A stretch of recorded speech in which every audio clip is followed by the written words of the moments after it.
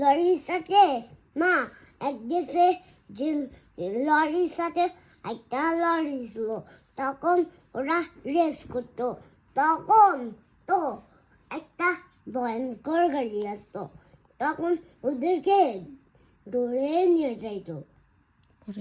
পরে তো ওরা কান্নাই করতো, ওদেরকে বলতো মা বাবা আসো, এটা বলতো। তারপরে তো যে ওরা কান্না করে ওর মা বাবা করছে যে গাইছে বসে। তারপর এভাবে লরিকে এসে ঘুরাইতেছিল ওইভাবে। তারপর মারাই গেছে। তারপর মা বাবাও মারা গেছে। আচ্ছা, ঠিক আছে, শেষ। হ্যাঁ মা, এই যে